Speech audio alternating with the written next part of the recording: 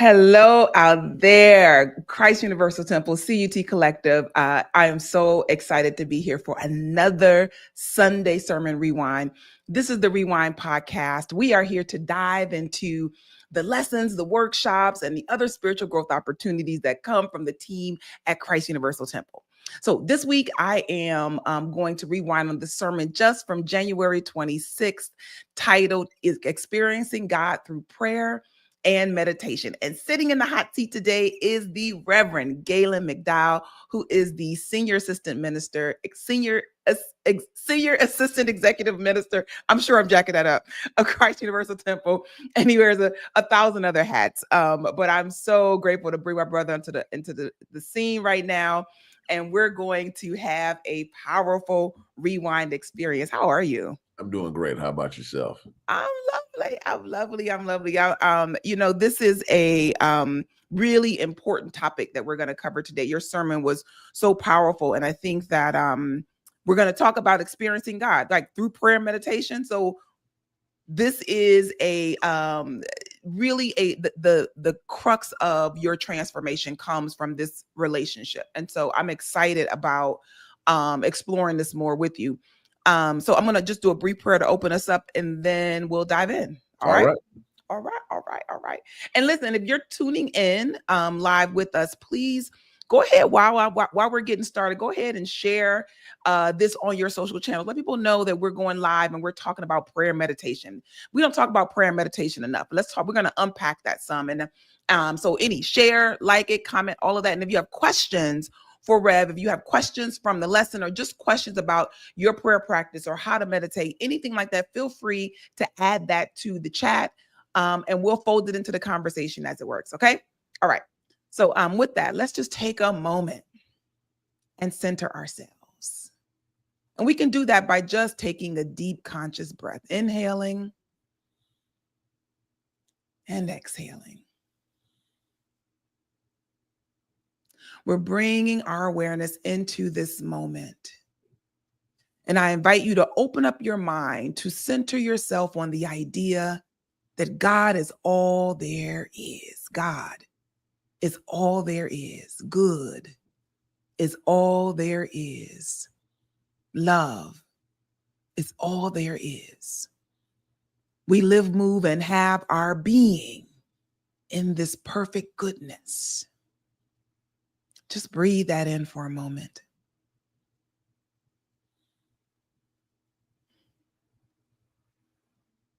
We ask the Holy Spirit right now to move in the midst of us as we open our hearts and minds to an idea of this dynamic conversation, this prayer conversation. We're so grateful for this chance to grow and expand, to grow deeper in our understanding and awareness of who we are and who God is. Bless this broadcast. Bless everybody. Bless everybody who is listening, who's watching, who is opening themselves up to a higher vision and higher version of themselves. Well, release this prayer in the name, nature, and the consciousness of the Christ, and I let it be. And so it is. And so it is. Amen. Amen. All right, let me get myself centered in the shot. This is all right, all good. So how are you? I'm doing well. I'm getting ready to teach my class tonight. Going back to at least one in-person class, because pandemic, we shifted to online classes in the Johnny Coleman Institute, as you were trying to tell my hats that I wear. The three main ones: Senior Assistant Minister, Executive Minister, meaning I run the staff, and then the director of the Johnny Coleman Institute. So since the pandemic, we've been online, and it looked like that's where people were. But some people said they wanted a in-person class, so that's what we're doing. So I have probably about 50 people tonight, I believe. Oh, that's beautiful. Yeah. And, called Get Your Money Right. So we're going to talk about how to build a prosperity consciousness and put systems in place in a practical way to be able to maximize your finances and grow in consciousness at the same time. So this is an in-person experience. So if you're in Chicago, tell me what are the dates for the class? It's tonight at what time? 6:30 to 8. Obviously, you have to pay for the class to be in it, but it's just a registration fee. It was $25 before. Now $5 late fee, so be $30 to show up. Obviously, buy your own books, and it's 8 weeks. So if a person wants to come in and work on developing a prosperity consciousness, create systems that support them spiritually and the real facts of life stuff, Mhm. then this is the class for you. If you can make it in your local, sign up for it and come and have a good time. Yeah, it's gonna listen. So I am the head of the digital ministry. So online is my jam. Yeah. But it's a part of our worship experience. And so if you're able to go and to grow and learn together, there is something that's special about being in the room. And hopefully we create that feeling right now as we kind of dive into this lesson. So just we were extremely vulnerable in the lesson from this week, and shared that you experienced two major transitions in your life with your brother just recently and a couple months ago, and then just a few weeks ago your father made his transition. Mhm. And so I think that it's a mighty testimony to be able to stand and teach in the midst of just the transition that's going on in your own soul. Reverend Della, my spiritual mother, one of the things that, and I'm saying this because of the powerful example that you're setting. I just want to acknowledge that, because one of the reasons why I am still in this teaching, one of the reasons why I am still a member of Up Church, is because of how she dealt with her grief when her daughter made her transition. Mhm. And that she got up, that her daughter passed that Wednesday, that Sunday she was in the pulpit teaching the lesson sermon that she had prepared the day before her daughter made her transition. And she cried, and it was a very emotional sermon. But that, one, she didn't hide from what she was feeling. Two, Mhm. she was practicing the presence in the midst of her feeling of loss over her daughter. She was telling herself the truth in the midst of that. And I just, walking your talk is something that I highly respect. So I acknowledge you for walking your talk and showing up in a way that was authentic for you, Mm. and teaching the lesson. Thank you. Much appreciated. Yeah, it's the walk of a master, right? Because it's very easy to tell someone else when they're going through something that God is. It's another Yeah. thing to know it when you're going through something. For me, when I going all the way back to 2010, when my mother passed, it was very public. Mhm. Reason why I say it was very public, because I made it so while she was going through the experience. To make a long story short, my mother got ill. I took her into my home. She had an incident in my home with my sister there. She had my two siblings. I only have one sibling on my mother's side, and that situation happened. And then, she basically checked out. They brought her back. Hospital, checked out 5 more times. They brought her back. My sister passed out in the hospital. My mom's in ICU. My sister's in ER. It was like the wildest day ever. And Mhm. then, eventually, we discovered that, she would be a vegetable so eventually we had to pull the life support, and then she was lingering. So I can remember, going to the congregation. I had to preach because I was still teaching my classes at seminars, like days after that, like 2 days after all this happened, I was teaching the seminar. And then a few weeks later, I was 2 Sundays after or whatever, I was preaching. And I said to the congregation, I did my whole sermon at the end. I was like, this is what I'm going through. And I need you to help me pray to release for us, meaning my family and I, to release my mother, because she's holding on for something. And, that was an exceptionally vulnerable moment to ask the congregation to do that with me. And, I look at those moments at times when I'm like, am I going to talk about this? This is really personal.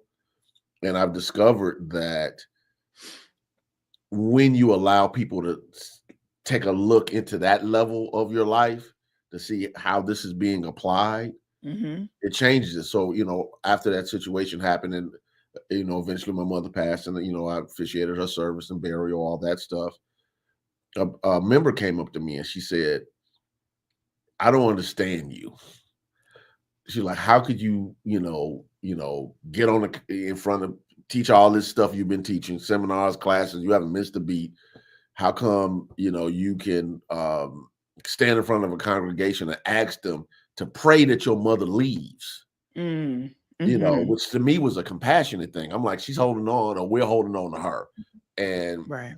and you know, and I just said to her these exact words. I can't say to you, God is life and all is well when it's your mother, then clown when it's mine. Mhm. And it's always stayed with me. Mhm. Because you know, it's easy to say what other people should be doing with the stuff we're teaching. Right. And I'm not saying by no stretch of the imagination that I'm perfect in the expression of our teaching.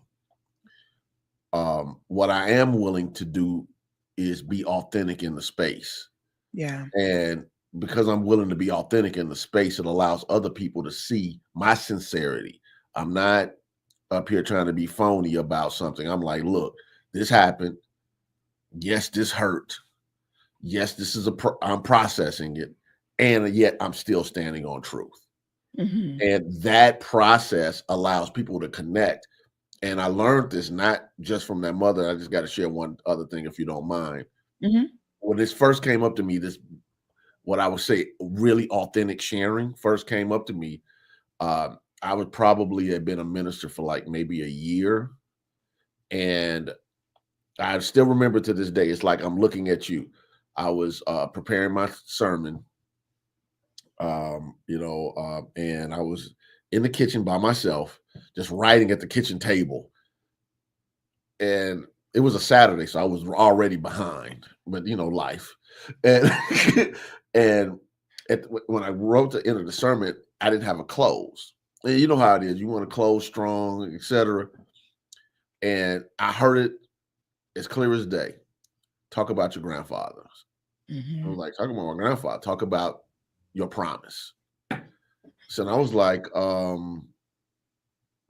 so the context of that story is in the 90s when my maternal grandfather was ill. He had what the world called Parkinson's.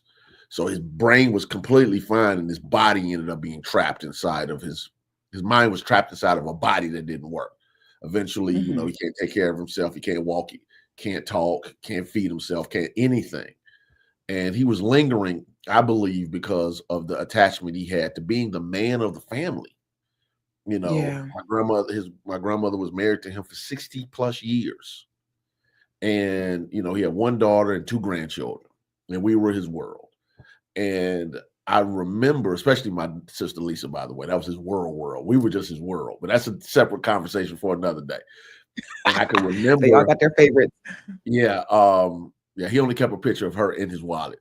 Real truth. Nobody else. But anyway, so as he was declining, he got to a point, you know, I remember saying to my grandmother, like, you got to let him go. And, you know, my grandmother's giving me the business about this. Mhm. So one day my grandmother would never want the ambulance to take him. So I would have to drive to my grandparents' home, the house I grew up in, basically, with my mom and my sister, pick him up, take him to the hospital of my grandmother's choice. And so we're in the hospital, and my mom stepped out. Then my sister and my grandmother stepped out, and it was just me and him. And I'm in my 20s. And I said to him some, you know, very strong words, which were very personal to me. I said, hey, granddaddy, you know, if you're holding on because of the family, you've been the man of this house, the other family for a long time. And if you decide to go, I'm not telling you to go, but if you want to go, I'll take care of your girls. That's all I said. I'll take care of your girls. I'll be the man of the family now. You can go if you want to go. And they all came back. I didn't say anything. And for the first time in a long time, he reached his hand up and he looked at me and he said, bye-bye. My grandmother didn't know what it meant. She was like, hey, no, we're not going anywhere. She thought Mhm. he was saying whatever. Mhm. That was Mhm. that evening, maybe 1 a.m, something like that. By 11 a.m., he was gone. And I never told anybody outside of my sister Lisa. I didn't tell my wife, didn't tell my mother, definitely didn't tell my grandmother. Like, you prayed him out of here. So when this is a much longer story about him in the health challenges, but make the long story short, what ended up happening was, as I'm in my kitchen, in my home, I'm arguing with God. I'm saying, no, God, this is personal to me. This is between me and my grandfather. I've only told my sister. I didn't tell anybody else, not even his own daughter, not even his own wife, not even his own siblings, nobody. Can I keep some of this for me? I literally said that. Can I keep some of this to me? And I remember saying, I'm not going to do it. And I did not write it in my sermon.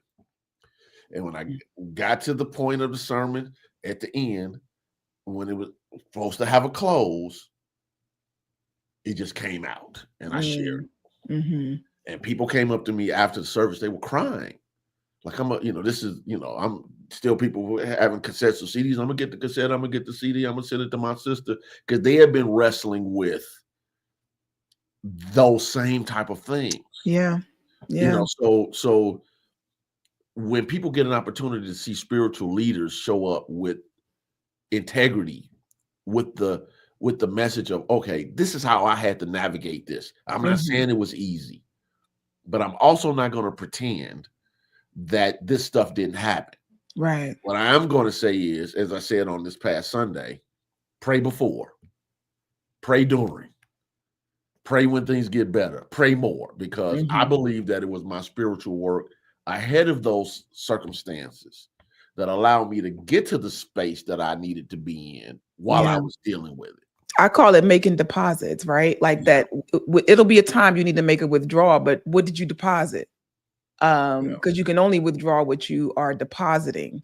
So this is, not that we're saying to get ready for something bad to happen, but it is just that's the power of prayer.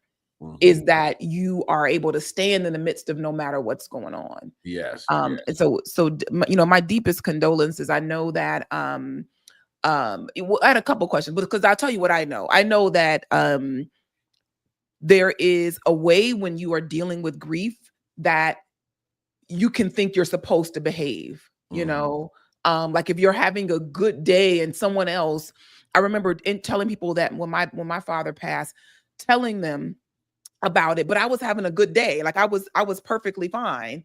And I had, it was kind of like a role they were almost trying to put me in as the grieving daughter. Yeah. And, and I stand for my father's love. The way that I experienced his transition was in the space of real gratitude.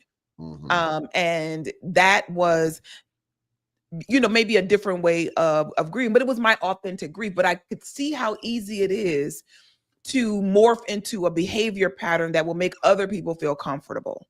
Yeah. And so, oh, excuse me, I thought you were finished. Please. Yeah, no, but I think that's like there's two parts to that. So there's morphing into what other people would think is comfortable, and then also trying to be someplace that you're not. Right. Like, so I'm okay, but really you're not okay. You're not feeling, you're not well at that moment.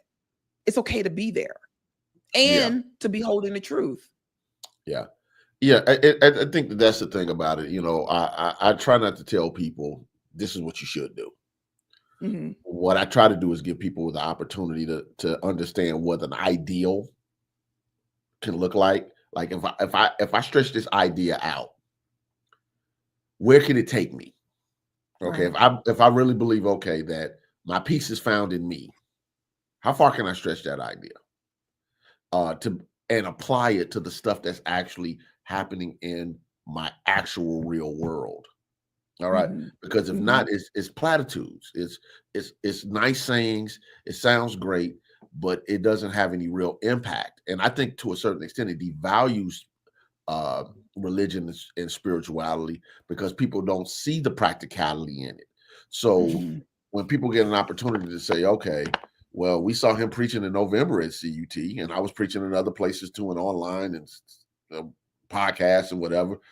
I preached 3 full sermons at CUT in December, and a sermonette on the Christmas concert. Nobody can whatever. Came in, did seminar, and it's not even counting the other stuff that I do. People wouldn't know, but it wasn't because I was trying to hide it by no stretch of the imagination. It was okay, how am I going to look at this? Because I have naming power. That was one of the things Johnny used to always tell us. You have naming power. You name a thing, that's the power that you've been given by God. Some of the more human potential movements would say you give everything meaning. So, when my brother was, unfortunately shot outside and killed outside of that lounge, I had to get to the space of understanding one thing. I have no regrets when it came to him. None. I was as awesome of a big brother that a guy could ever have. And that gives me peace. Okay. Yeah. All right. When it came to the situation with my father, and trust me when I tell you, we had some ups and downs, but I was in integrity all the way to the end. And I feel as though that it was a gift. Basically, I view it as a gift that I could have been on a plane. It was my first day of vacation. I could have been on a plane somewhere. I could have been, on a beach somewhere because I like to be places that's hot when it's cold here. Or I could have been involved with other things that not would have allowed me to be there when everything was happening. So he wasn't alone. And I was there all the way to the end. Just like he was there at my beginnings. At my beginning of this plane of existence, I was with him when he left it. So I consider that a gift because when it's all said and done, I was the only family member there because everything happened so swiftly. So I was like, once I kind of got my bearings, because I was getting inundated with calls, texts, messages, everybody. I mean, I was, to the point of literally having to just turn the phone off. Just to recalibrate and refine my center because people I love are in pain. And so even when you're a spiritually centered person, when people you love are in pain, they pull on you energetically. So you're centered, but now they come in and they're in trauma. It's not just grief. When something happens quickly, it's trauma. And so it's like, okay, I got to, really get into some self-care mode. What do I need to do to make sure? And it wasn't always easy. I'm not going to tell you that it was because when people gravitate towards spiritual consciousness, not just being a minister, they gravitate towards it because they recognize intuitively that you have a center that they're still trying to discover, or they can't consistently get there on their own because they're out of practice or they've never practiced it. So in a real way, you end up having to be the person, to use the old church term, stand in the gap for somebody. So for me, then it was like, okay, I'm standing in the gap, but I got to make sure I take care of myself. How do I do that? And I had to be present. I'm not saying that was always, one point my wife was like, turn the phone off. You got to, et cetera. Just sit here and do nothing. And for me, that was a part of my recalibration because my position about truth is really simple. I know we got to still talk about prayer and meditation, but this is real. It all works together. Is to me, the real test of truth is in reaction. We teach in Christ Universal Temple and in the Universal Foundation for Better Living, all of our churches, on our fifth principle, the law of demonstration: right thoughts, right feelings, right words, right actions, right reactions. And all of that stuff sounds great until you get the right reaction. And I'm a big believer that the real test of truth is reaction. Because how quickly, this is what I say to myself, how quickly can I recalibrate back to truth? That really tells me my level, for me, my level of spiritual maturity. I'm not saying that has to be anybody else's judgment, but for me, how quickly can I get myself back to truth? So for me, I know energetically when I'm off. Nobody has to tell me, anybody can be off a little bit, but it's like a wheel alignment. When you feeling your car is wobbly or whatever, when it's not right, I feel energetically, man, I feel off. I need to take some time to myself because I've allowed other things to impact or to influence my consciousness to the point to where I don't feel like I'm online. But so So I think there's a lot in what you just said there, because there's one, just the idea that you are tapping into yourself to recalibrate. You talked yeah, about your wife telling you, hey, put that phone down. So yeah, it's who you surround yourself with. Like, I see all of these as kind of like, what are ways to support you in the midst of a major life transition, right? Like, that is who's around you, to make sure that you have people around you that reflect your religious beliefs, that reflect your understanding of who you are and who God is. yes, Because then they can say, hey, like, you like, how do I recalibrate? If I'm not able to catch it myself, there's some people around you to support you in that.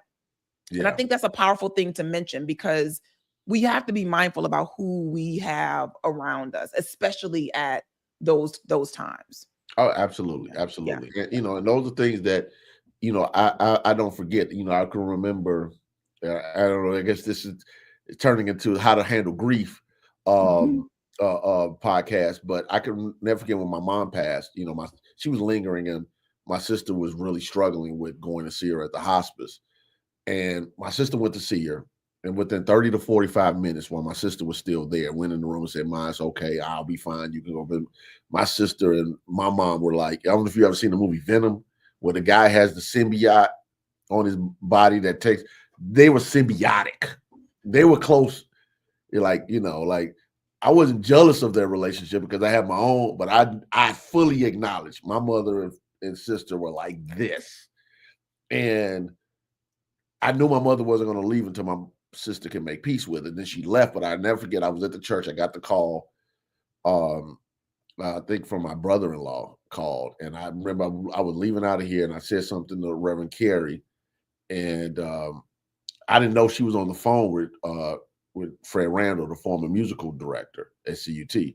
So I get there. I'm going there, say my prayer, see my mother's, and he pops up right behind me with Connie Kennison.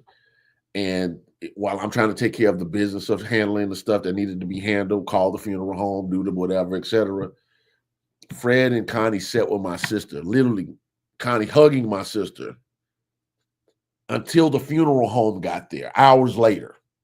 And those are things you don't forget. Yeah. Yeah. Like, okay, it's, it wasn't what they said. It was, we're What here. they did. Yeah. It's what they Yeah. did. We're here. Yeah. Supporting you is not always what you say. It's just, I'm a presence, and I'm going to hold the consciousness. I'm going to hold the space for your healing while it's happening in real time. Yeah. Sometimes that's the best you can do for a person. It's I mean, you can't understate that. I think it's being because oftentimes you just don't know what to say and what to do, right? Mhm. And so to know that your presence, like, I'm here as a support, Yeah. and I'll stay in the corner if that's where I need to be. Yeah. But my presence is that support. You can't underestimate that. And this isn't by accident. I know that I think that the greatest teacher of any teaching is to see it in action. Mhm. And I think that what we're doing in preparation for, like I said, just feeding our soul, reminding ourselves of who we really are, so that we can show up as who we are no matter what comes up. So whether that is a new venture into something that you're excited to do, or but to know who you are and who God is in that nature. And then also when you're just dealing with life, with trauma that can come up in life, with this idea of the permanent soul, that we are an eternal being, and these physical bodies are not our home, right? They're not our eternal home.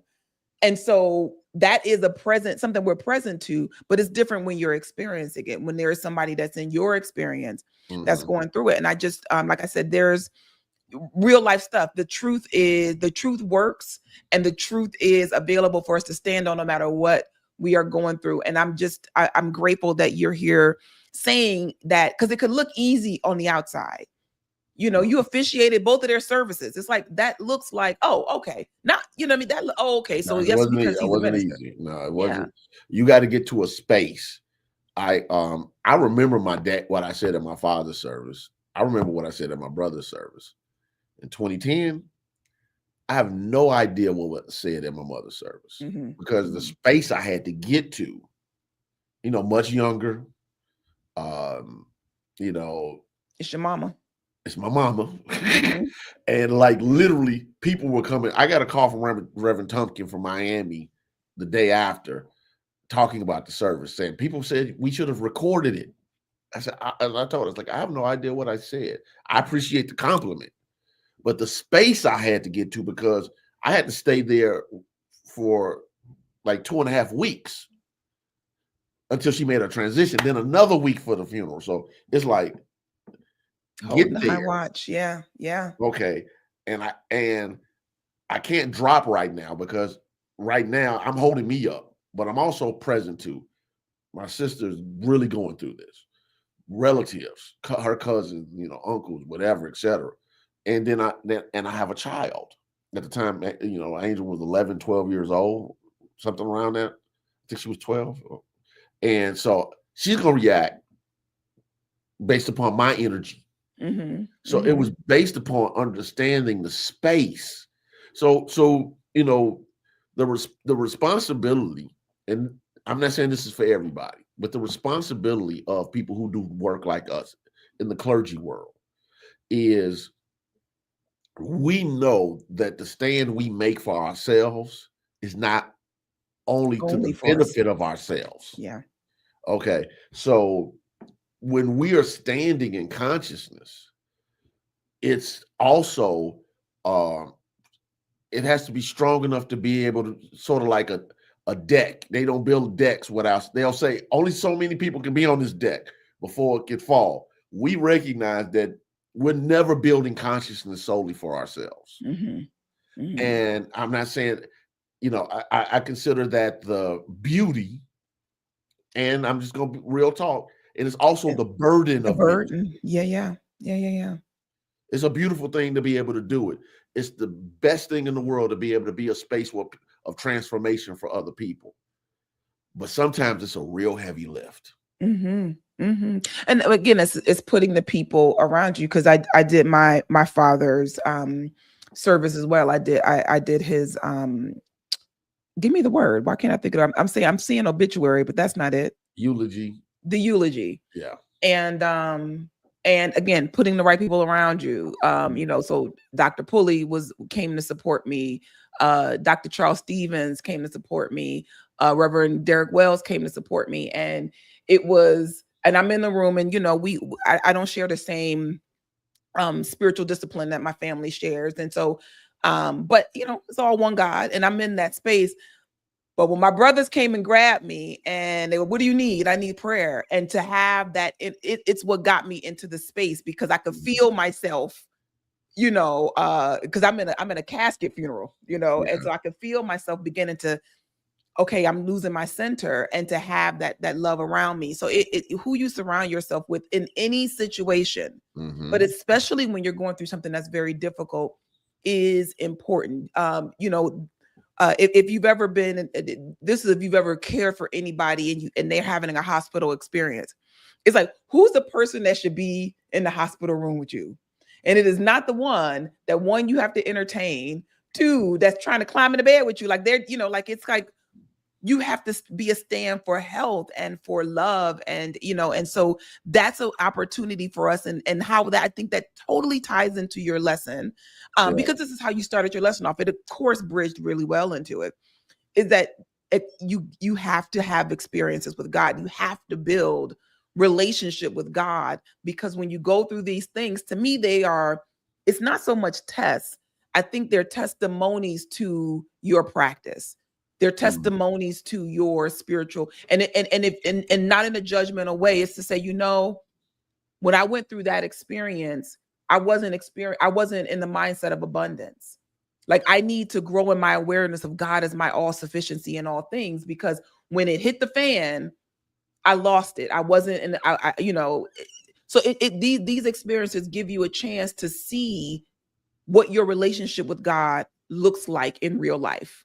Yeah, it's kind of funny. I'm not gonna mention the person's name, but a person that I'm very close with I have a very strong and close relationship with at the church. Much older than me. who met in my early years here, was going through a serious hospital situation where when things start snowballing, where it's like, okay, you go in for this, and then this pops up, and then this pops up, and then this pops up. So and I found out the situation was getting for real. I drove to the hospital, and I had a real busy day that day. I'll never forget it. Real busy day.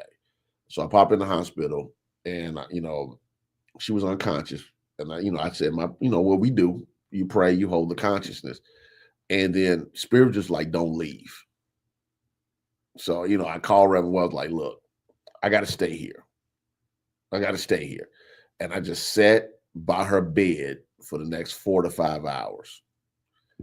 She's still here, by the way. But for me, I knew at that point I needed to be the bridge. If she wanted to still be on this side of life, at that point, she might have been too weak to hold that space. So it was like, okay, am I in ministry to make sure? And look, I'm responsible for stuff. Lights got to be on, stuff got to be clean. These rules, these plans, these meetings got to happen. But is that really why we said yes to God for this calling? Yeah. I mean, I'm just gonna be frank. I didn't say yes for busy work. And ministry is a lot of busy work. That being said, when those moments happen where it's time to stand in the gap, if you're not ready, it reminds me. I have so many lessons, just like you talk about Della and I talk about Johnny, but I never forget when before I became a minister. When I was hired here, I was already preaching and teaching classes, preaching, and Johnny would have me come to the ministerial meetings like a full year and a half before I was a minister. And I can never forget being in the class in this meeting one day, and Johnny would have these services. They would turn into impromptu healing services. I don't care what was on it. If Spirit told at the point, ministers get up, get out, start praying with the people. And on the back end, that next week, we used to have meetings every Thursday. That next Thursday, one of the ministers, who remained nameless, said, "Hey, Johnny, let us know so we can prepare for the healing service." And she said, "You're a minister. You're always supposed to be ready." And then she said these words, and I've kept these words as something that I have to use to remind myself. She said, "All healing begins in the mind of the practitioner." Like, okay, you don't know when it's time to be ready. And that ready might be your stuff, or that ready could be somebody else's stuff. Right. So, so we need to be mindful of that. So, and here's the thing. I wish I could say that's just for ministers. Oh, yeah. No, that's all of us. That's all of us. I'm going to play this clip from, this is kind of near the opening of your lesson. Just really punctuating what you just said. I'm going to play this now. Okay. Life can pull on you, and you will continue to meet tough and unexpected life experiences. I'm telling you today that you need prayer to help you see yourself through those situations. So I'm going to say, pray when nothing is going wrong. Pray when things are going wrong. Pray when things get right. Pray. Prayer should be as frequent as eating, drinking, water. I may add that water. Brushing your teeth, or even bathing or showering. Prayer is a part of your soul care. Pray. Sometimes we get spiritually lazy when things are going well. And then we stop praying, praising, meditating, and reading. Then a storm of life happens. And we're so spiritually out of shape that we get emotionally overwhelmed and out of divine order. That was a whole word right there. So this part right here, right? That when we stop praying, when things are going well, our practice falls off, right? How we practice the presence of God. So I'm saying our practice, meaning our spiritual practice, your prayer, meditation, spiritual study, and that sort. because things are going well, and you get busy, and it's like, but here's the thing. I love the idea of talking about being spiritually out of shape. You're not tapped in to be tuned in, and not practice that being tuned in. Spiritually lazy. Mm-hmm. That's a whole word. That's a whole word.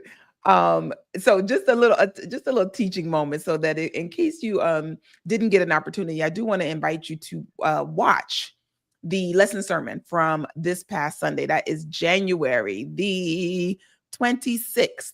And the sermon is entitled Experiencing God Through Prayer and Meditation.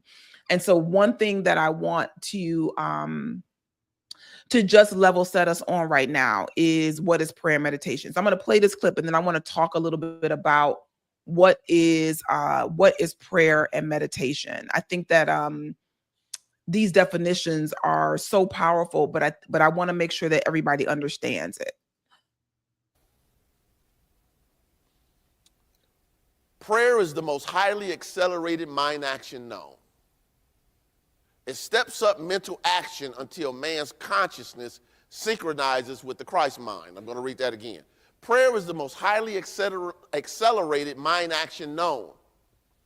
It steps up mental action until man's consciousness synchronizes with the Christ mind. This means that since thoughts become things, as Johnny Coleman used to say, I am the thinker that thinks the thought that makes the thing. This means that mind action, or the thinking, works through God as divine law to create and attract life experiences that correspond with your thinking. Okay, so let's unpack that some more. So first, just talking about that prayer is synchronizing our mind with the Christ mind. Mm-hmm. Tell me a little bit more about that. So, without drilling down, for those who don't have a good metaphysics breakdown, we teach that, that we are threefold beings: spirit, soul, body. At the soul level, we also use the term consciousness, total consciousness, entire mind, or, awareness. So at the soul level, you have the superconscious mind, the conscious, and the subconscious. And the superconscious mind is what people will call the Christ mind. And the conscious mind is our conscious thinking awareness. Obviously, the subconscious is unconscious, beliefs, memories, attitudes, et cetera, et cetera. And I just want us to be present to the fact that there is a higher spiritual awareness within the soul of every individual. And I think it's important that we understand that the conscious mind can tune into this higher level of awareness and spiritual power that can accelerate the normal process of thinking and feeling and believing to produce a thing. Mm-hmm. So when we're in alignment with the Christ mind power, it's your spiritual turbo boost to be able to see, okay, well, I've been thinking and affirming this and training my subconscious and doing all this type of stuff. But it's a slow process sometimes because you're fighting through your own thoughts, feelings, and beliefs. But when you get out of your own way and you align with the Christ mind, what prayer does is it gets you in tune with a higher level of spiritual awareness and power that allows you to be able to demonstrate what would normally take much longer to do so.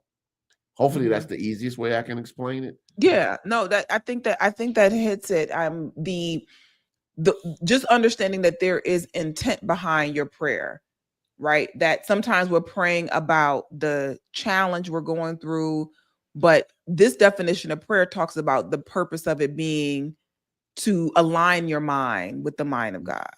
Yeah. Right. And so if you align your mind with the mind of God, there is no problem, there is no mistake, there is no challenge, there's only good, there's only you know what I mean? Like, I think that's when we talk about a shift in the way you pray, if you're someone who is accustomed to a prayer of beseeching and begging, then this may feel a little foreign to you. Ponder the idea that I'm praying to lift my mind above the challenge that I'm facing. Mm-hmm. I'm That's praying right. to lift my mind above the limited possibilities that I can see. That's one of the reasons, closing your eyes can be effective, is because you are closing yourself to what you see. Yes. But if then you close your eyes and begin to pray about the problem, right, you could just keep your eyes open. You know what I mean? Like, you're still engaged with what's going on. So it gives us a chance to elevate our awareness. right. In this next clip, I think this might be the last one I play for today, because I think that this is important to understand that one to pray, right? Pray all the time, right? Don't pray. Prayer is not your emergency toolkit. Like, it's like breathing. We want to stay in that state of conscious connection with God. But in this, you talked about your expectations of your prayer, and you talked about instant healing.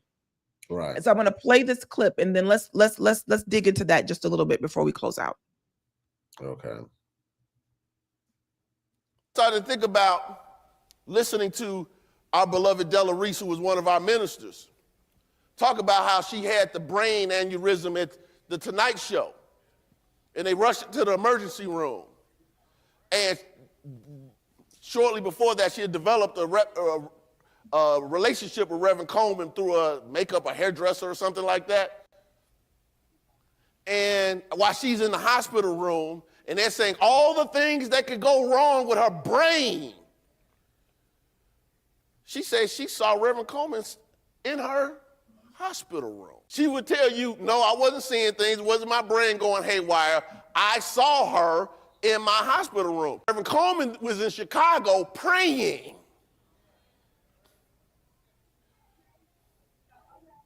Obviously, she got out of that situation with no side effects, whatever they did procedure-wise.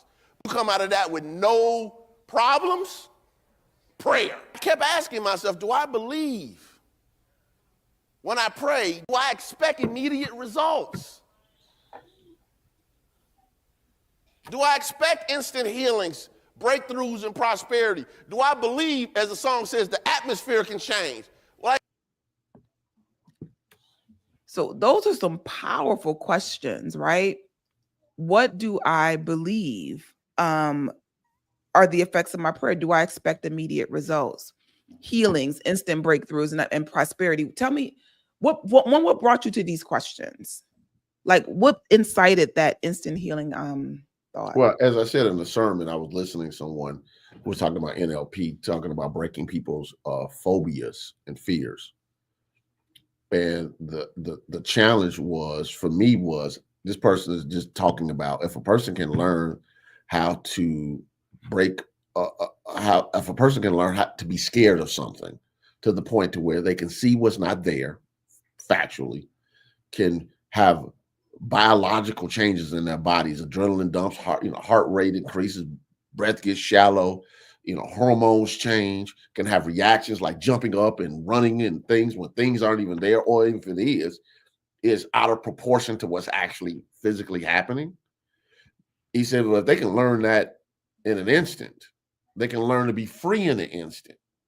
So I was like, okay, well, if that's the case, then when we start talking about these truth principles, as that we believe was taught and practiced by Jesus Christ, then what are we really saying when we're praying for change, but we really don't believe that change can really happen in that moment? Right. That this prayer is the turning point of transformation. And I just realized that sometimes, again, spiritually lazy, that I've been compromised. I said that in the sermon. I realized, I literally said to my wife, like, I've been compromised. And she's looking at me like, what are you talking about? What do you mean? Like, I've been compromised. Like, because, this, like the story with Della and Johnny, or Johnny and the lady that I talked about with the, put your phone on your feet for the healing, or any dynamic like that. It's an aspect of, I'm going to pray, God's going to move, and this is going to be dealt with. Mm-hmm. That at times, I wasn't saying this for anybody else other than me, that sometimes I'm not in the space of. I can recognize clearly, and I'm without bragging, that when it comes to the presentation of this truth, I'm excellent. But it made me go back to something that the Reverend Herb Lassiter, one of our favorite folks when he was walking the planet, he used to say to me all the time, Gaylon, there's a big difference between being a presenter of truth and a practitioner of truth. Mm-hmm. Mm-hmm. And part of being the practitioner is understanding how far can I stretch this idea out? How far? If I really, okay, God is life.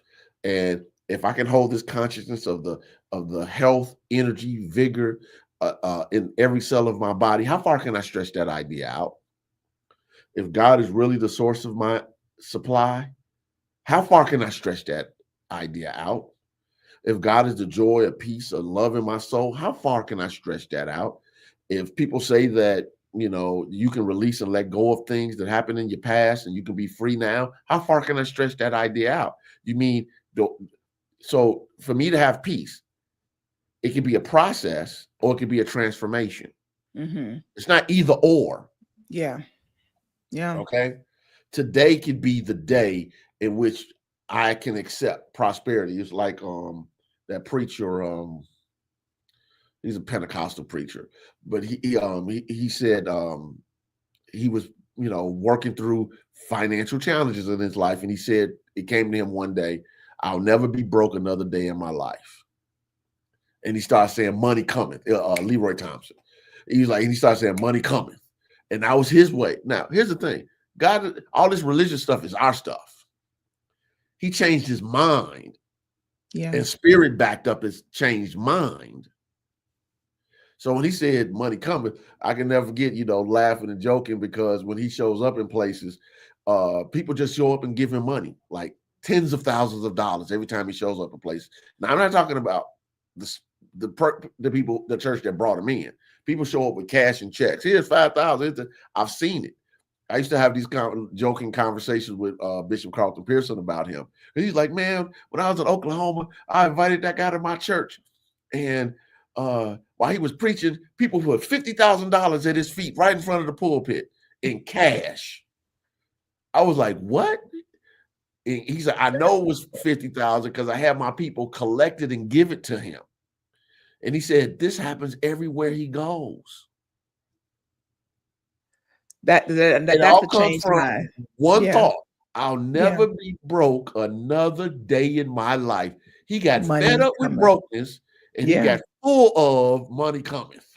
Yeah. I'm not, you can't fake a made up mind. So just know, like you'll see people. And I think that's where we get, when you think about instant healing, I think that some of the unbelief, the compromise comes in someone being inauthentic. Right. And there's, and so it starts to say, well, no, you have, faith healers who are, staging healings, staging people getting up out of chair. And it's like, well, none of that stuff is real. And then of course we have the internet and we have all of these documentaries. So it's like you can begin to erode your belief in the immediacy of God and perfect healing being established right now. So I was really, really, really moved by those questions. Do I expect immediate results? Yeah. Dr. Bruce Lipton, who was a world-class doctor in genetics. Mm-hmm. He wrote the classic book, The Biology of Belief, but a lot of people don't read his second book. His second book was Spontaneous Evolution. This is a medical doctor talking about it, that at the cellular level, a shift in consciousness, because biology is affected by our beliefs, can create what they might call remission. Mm-hmm. Okay, so the cells were doing this, the tests are saying that something happened that was outside of what medical science says should be happening, and they have a term for it. All right, but is it really spontaneous evolution? Like, okay, this can be like this can be the changing point. Now, again, I'm not saying that it happens for everybody. I'm not saying that it happens for most people. But as I said in my sermon, if it happens, has ever happened for anybody, if anybody has ever been healed because of prayer, it's possible for everybody. That's because we didn't show up with different parts. God is no respecter of person. Therefore, it's possible. And sometimes just holding on to the possibility that I can be healed, or I can be free, or I can be transformed, or I don't have to show up in a way. As I tell people all the time, just nothing in the outside world has to take your agency, has to take your power. Just because you've been a victim in the past of something does not mean you have to be a victim of it today, because now you're just rehearsing what already happened. So you can be free now. Well, I'll never be the same again because my mama passed, my wife passed, my child passed. Those are traumatic situations. I get it. And you can be free right now.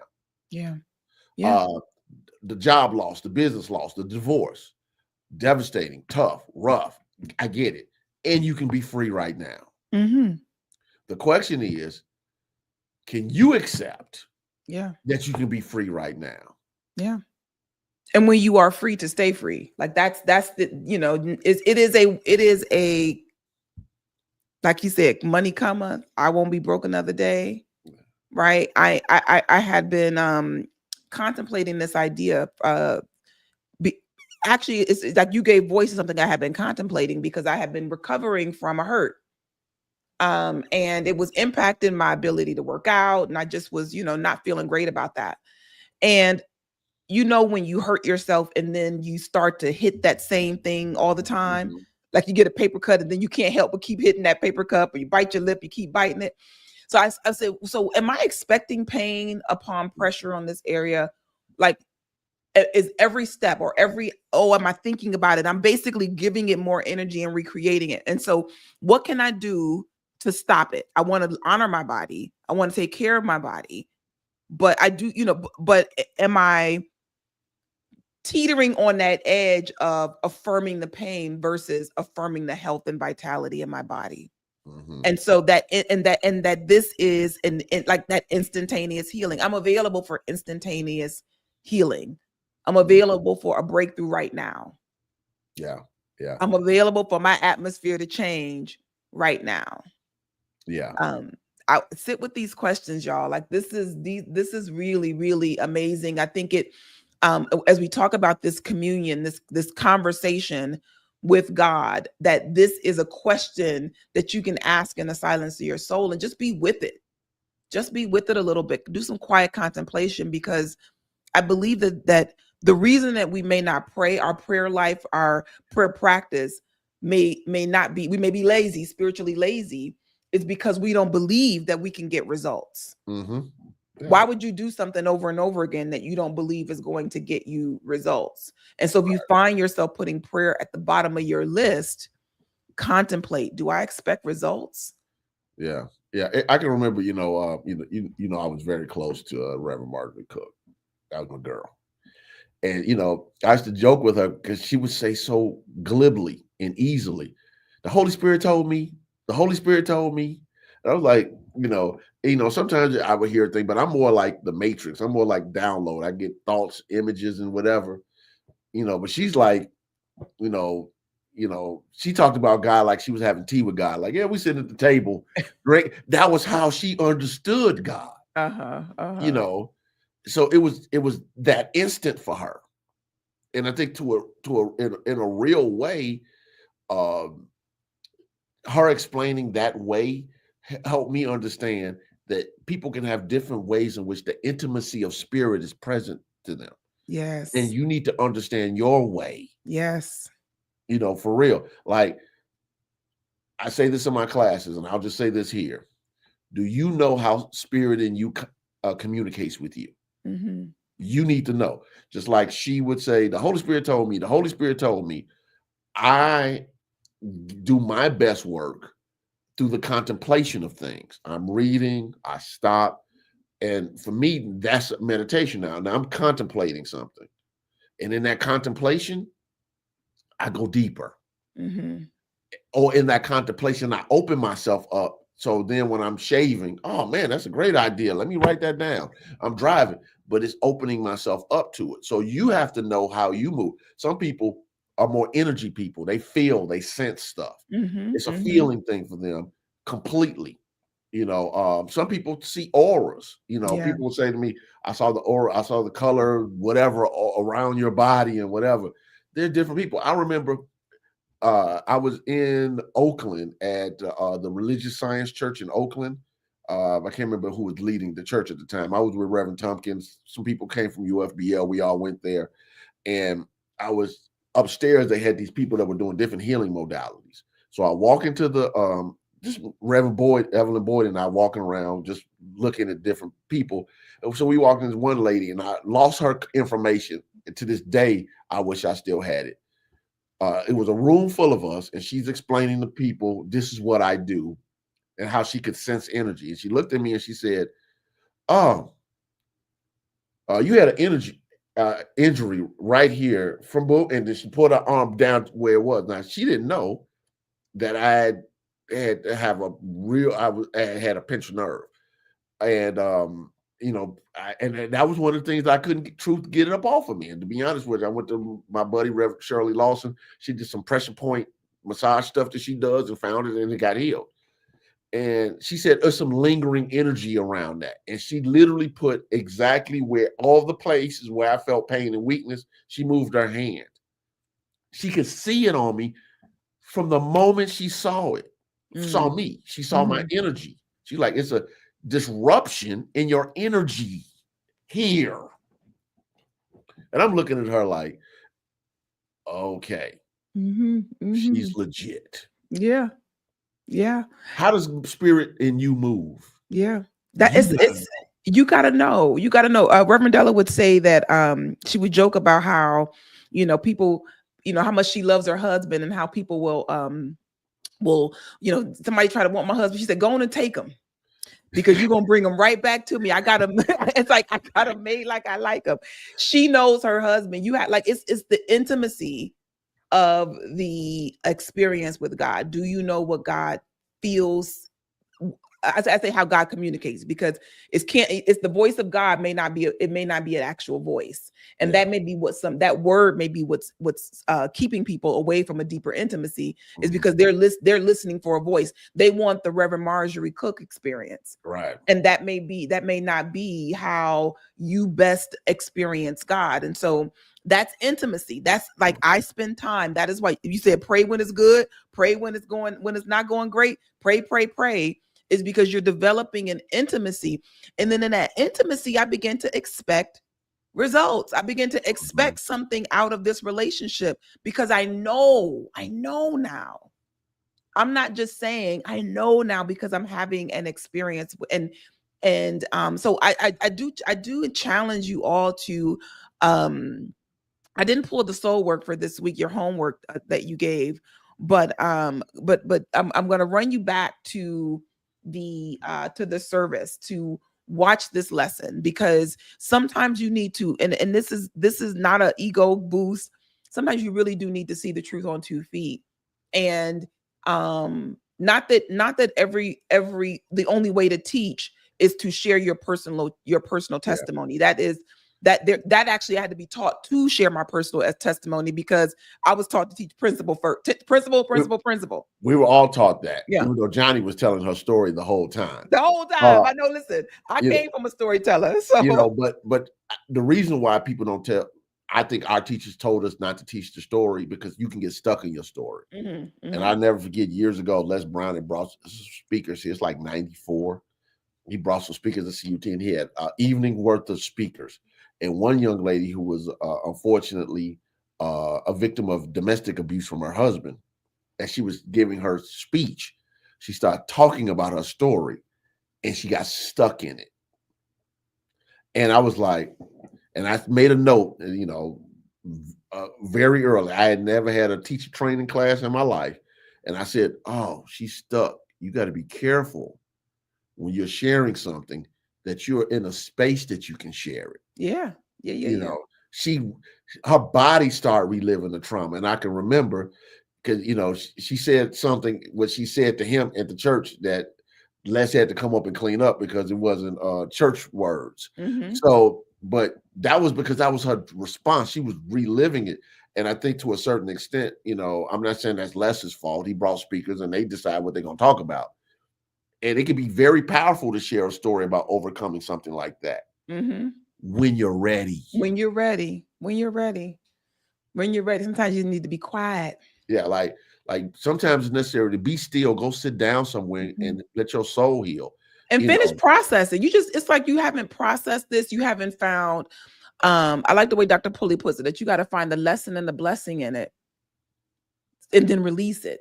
Yeah. Then you could be ready to talk about it. But if you haven't done the release part, then it just may not be the time to do that. I'm gonna traumatize yourself. Yeah, exactly. I'm gonna wrap us out. I just want to encourage you all to share this. You know, this is season 2 of the Rewind podcast. We are excited about what's in store. We are here committed to building the online community for Christ Universal Temple, for being a beacon of light in this world. And you know, like and just as rewinding on the Sunday lessons, that they're all meant to be consumed in a way where you can start to incorporate the truth in your life. So there may need to be some repetition. So if this is your only repetition, congratulations. If you go back and listen to the sermon, even better. And just, you know, I want to let you know where you can find me and where you can find Reverend Gaylon outside of these broadcasts. So for sure, Christ Universal Temple, Sunday services are 10:30 a.m. on Sundays. And then Rev, tell me where they can find you for your podcast. Well, my podcast, Truth Transformed with Reverend Gaylon McDowell, is hosted on the website mindbodyspirit.fm on the internet. When I say .fm, people think it's the radio, but it's the internet. Internet radio. Podcasts are technically internet radio. Internet radio shows, right? It's also on Apple Podcasts. It's also on Spotify. It's on Stitcher. It's on Podbean and most apps that carry podcasts. So I just started. It hasn't been. I recorded it yesterday, so it's not available yet. It'll be available by next week. I'm starting a new series titled "Teach Us to Pray," based upon a book by Charles and Cora Fillmore, because I was so wrapped up in the sermon about experiencing God through prayer and meditation, and also really the silence, but that would have made the sermon title too long. I wanted to teach the process step by step. So Teach Us to Pray is the book that has small chapters, 3-4 pages on different ways in which you tackle prayer, you tackle meditation, you tackle sitting in the silence, you tackle getting in alignment with God mind, you tackle how does it show up as healing, how do you show up as prosperity, and all these other things that we talk about. It's hardcore metaphysics. You know, that's what I do. So I would strongly recommend that you plug in the Truth Transforms with Reverend Gaylon McDowell, because I'm going to walk us chapter by chapter. It's like 20 something chapters, I believe, of this book, because I want to make sure that when people on the back end of this can say without a shadow of a doubt, we've done a panoramic view of how prayer is taught in the New Thought movement, how meditation, how sitting in the silence is taught by one of the giants of the movement, Charles Fillmore, and his second wife, Cora Fillmore. And obviously, as I mentioned earlier, I have a class going on, so there's that. And I'm around, you know, I pop up.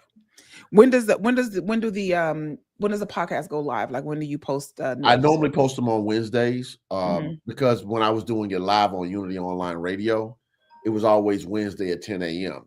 And once Unity Online Radio folded, not because of me, because I was doing well, but but you know, as a whole, you know, Unity decided they didn't want to support that project anymore. I just decided to post things on Wednesdays because I felt as though my crowd was used to getting new material on Wednesdays. Sometimes I'll post them on some odd days, but I try as much as I possibly can to have everything ready for the next Wednesday. So now, instead of it being live, I pre-record it, and then I have to do some editing work, and then I submit it to the podcast host website, and they'll have it on the day that I decide. So, and here's the other thing: if you're working through a challenge right now, go through the old podcast episodes. It might take a while, but I want you to find the series titled The Eye of the Storm. The Eye of the Storm is one of my top 5 books I've ever read. And I've read a lot of books by Gary Simmons. If you're working through and you have a baseline understanding where you can understand the metaphysics, it is one of the best books I've ever read about dealing with how can you be the peace in the midst of the experiences. I highly recommend it. And I taught it chapter by chapter. And at the end of the series, I interviewed the Reverend Gary Simmons, who's a Unity minister, about his book, because I thought it was really important after I taught it to get a firsthand experience from the soul that produced it. Oh, absolutely. No, that was powerful. That is for sure a series to go check out. What I'll do is, if you're a member of the CUT Collective and you're part of our Facebook group, I'll add the link to those episodes in that Facebook group. So, but if not, go to mindbodyspirit.fm. and you're looking for Truth Transforms, and you can find the series on the Eye of the Storm. So thank you for that. And if you're in Chicago, to go to class tonight, go show up at 6:15 though, so that you can get yourself registered, get your books, and have a little time to get yourself together if you're not already locked and loaded for that. Speaking of locked and loaded, I have a new class that's launching on Saturday. Some of you are part of my vision board experience, and so the full class is launching this Friday. I've extended it, so it'll be a 5-week class. So this class will be more introductory, and then we'll be ready to roll. So if you want to jump into that, just go to ShereeSpeaks.com and you can register for the course. We're heading into February. Many of us are still in a space of pause, unclear, unsettled, unfocused about the year, and this experience will get you there. I do not have you cutting and pasting things on day one, because that's a craft activity. We do some real work on getting clear on what you're here to do, what your purpose for, what's the vision you are casting, and then we begin to work. So I want to just come on and have a good time with me in that.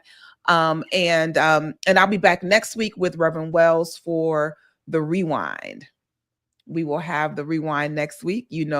I'll let you know what day it's going to be because I work with Rev's schedule, but it is, we will be back next week for that. But I'm so grateful. Thank you all for your chats. I saw the chat popping off here. And I just want to thank you all for joining us live for this really special experience, and share this, because there's someone who is hurt that this will be such a healing balm for. So I want to encourage you to share this, and don't think about it, just share it. You never know where someone is. Absolutely. You never know. So with that, thank you so much, Rev. I appreciate you. I appreciate your flexibility today.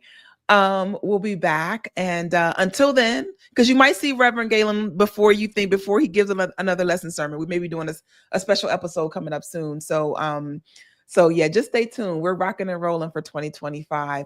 God bless you. God keep you. Have a beautiful, love-filled and joy-filled day. God bless. God bless.